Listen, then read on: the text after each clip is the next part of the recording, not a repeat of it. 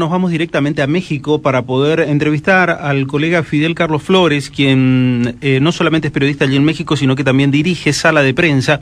Hola Fidel, buen día, ¿cómo está usted?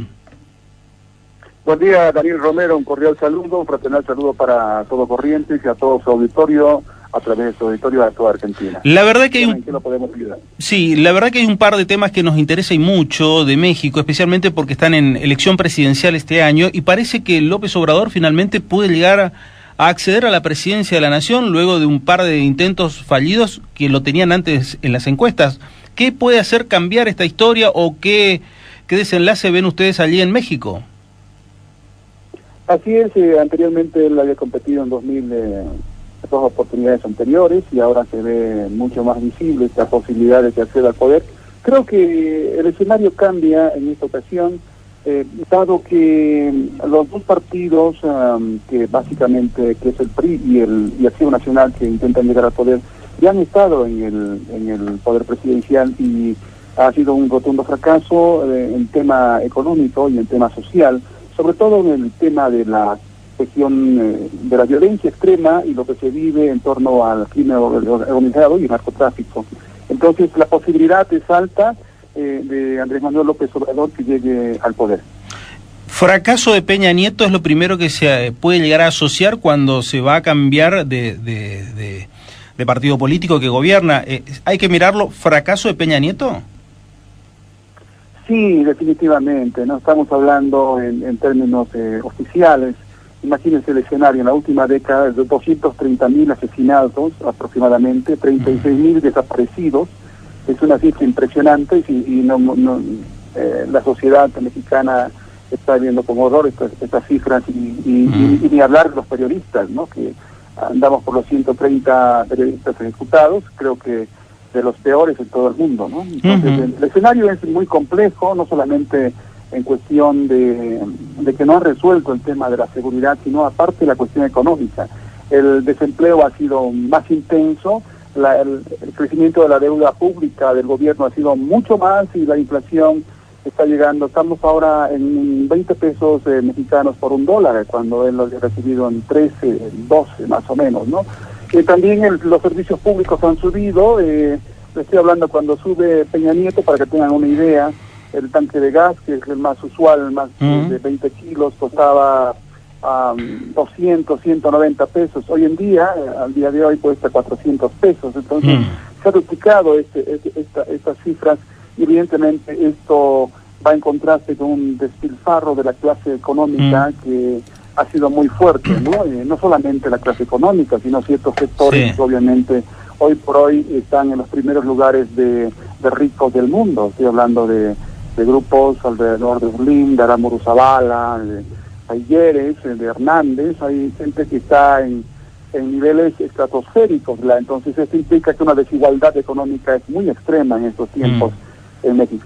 Economía, seguridad, el combo ideal para el narcotráfico. Le pregunto, ¿qué opina López Obrador o qué propone López Obrador en caso de acceder a la presidencia, ya que es el principal candidato, para luchar contra el narcotráfico, si es que quiere luchar? Sí, hay un planteamiento que ha llamado la atención, no solamente aquí en México, acaba de pasar el debate presidencial hace unas semanas, pero un tema que, digamos, marcó agenda pública y además se impactó mucho en el exterior, se reprodujo mucho en el exterior, y es el tema de la amnistía.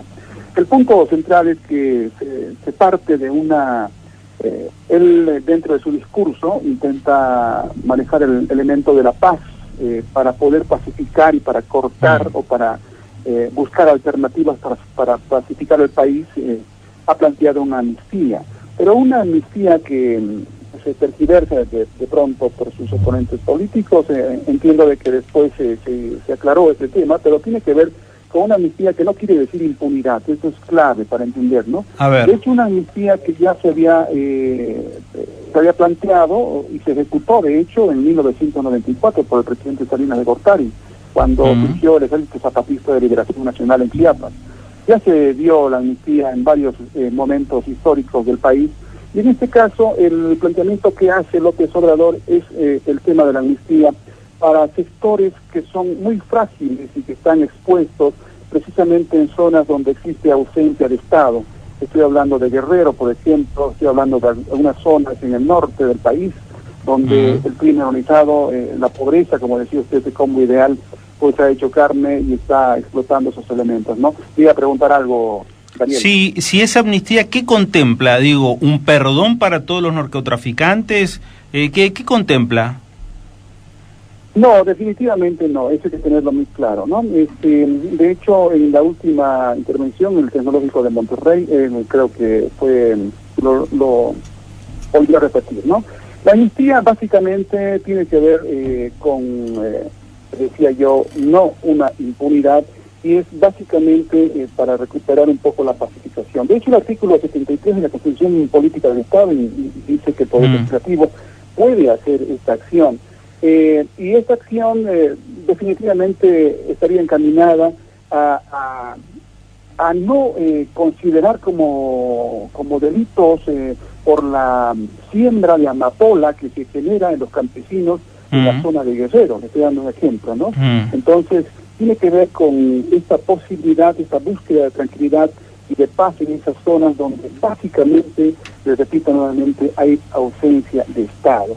En la Costa Chica es un problema severo esto, porque los campesinos no tienen opción, tienen que sembrar esto para sobrevivir, para vivir, y de eso obviamente se hace toma control el narcotráfico y el crimen organizado en esas zonas, ¿no?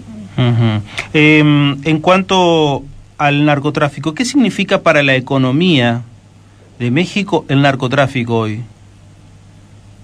Bueno, el narcotráfico, evidentemente que en este elemento de pobreza, de impunidad, ha tomado muchísima más fuerza, y otro elemento que hay que considerar es el consumo que tiene Estados Unidos. Recordemos que en México, obviamente, la demanda que tiene la droga por la nación norteamericana es un estimulante importante para la producción. Se han hecho cárteles demasiado poderosos que poco a poco van teniendo influencia incluso en entornos políticos, ¿no? Esto me lleva a afirmar que hasta el día de ayer aproximadamente 89 candidatos alcaldes en las zonas de conflicto han sido asesinados. Estoy hablando de 89, 90 personas, que en otros países sería evidentemente una cuestión demasiado alarmante, y aquí nos estamos acostumbrando a este tipo de violencia, a este tipo de vorágine que nos atrapa a todos como sociedad, y nos vamos haciendo cada vez más indolentes. Creo que no hay que caer en ese juego, ¿no? Y creo que hay que poder levantar la voz y decir que estas cifras son alarmantes y que, bueno, algo se tiene que hacer. Esta posibilidad del que llegue a ser presidente, evidentemente tiene que hacer un cambio, ¿no? Hay en esta desigualdad económica, en este tipo de pobreza, que casi no se ve en el exterior, casi no se comenta. Esto tiene que ver con que los medios, inclusive tradicionales, manejan dos tipos de México. Es un México seguramente exitoso desde el punto de vista empresarial, que ha crecido muchísimo, que tiene 120 millones de habitantes, pero no cuenta la parte de la extrema pobreza de 60 millones de habitantes, que en estos tiempos se nota una polarización y un cansancio, un hartazgo de un sistema que evidentemente no ha cambiado en los últimos sexenios, en los últimos 4 sexenios, a partir de Carlos Salinas de Gortari, cuando México ingresa al Tratado de Libre Comercio con Estados Unidos y Canadá, pero que ha sido una constante neoliberal, ¿no? Entonces, los resultados los estamos viendo con números rojos en estos tiempos. El narcotráfico se asocia mucho a la muerte, y evidentemente ustedes están teniendo ese tipo de impacto con las muertes. ¿La sociedad lo pone en el foco de atención, o la desesperación de la salida económica también lleva a contemplar y decir, amparar ciertas cuestiones vinculadas con el narcotráfico? Yo creo que la sociedad lo está poniendo en el foco de atención, ¿no? O sea, estamos hablando, a mí me tocó perder, por ejemplo, cada vez es más, esta violencia se acerca más a uno. Me tocó perder a los colegas conocidos, inclusive un hermano, literal, ¿no? Estamos hablando de una violencia que se va aproximando cada vez más hacia la capital de la República, Ciudad de México. Entonces, esta violencia está creciendo y cada vez es más visible. Es que estoy hablando en la misma ciudad, ¿no? Estoy hablando de la misma zona metropolitana que Iztapalapa, por ejemplo, Catepec, donde los índices son altísimos de de personas que han perdido la vida por el fuego cruzado, por efectos colaterales o por estar vinculados a elementos de narcotráfico. Fidel Carlos Flores, te agradezco mucho estos minutos, ha sido muy ilustrativo para entender lo que hoy pasa en México y las informaciones que a nosotros nos llegan, no solamente de las bellas playas, sino también de la muerte en forma permanente y constante que les toca padecer. Así es, Daniel, y voy a aprovechar para... Yo escribo artículos precisamente sobre estos temas, me pueden encontrar en saladeprensa.wordpress.com, o si no, en cualquier buscador ponen mi nombre, Fidel Carlos Flores, Sala de Prensa, y ahí encontrarán cierta relación y análisis de una manera mucho más amplia, más detallada, mucho más analítica, y creo que es la parte alternativa que nos toca hacer a periodistas freelance, como el caso mío. Un abrazo grande, gracias Fidel. Gracias, muchísimas gracias.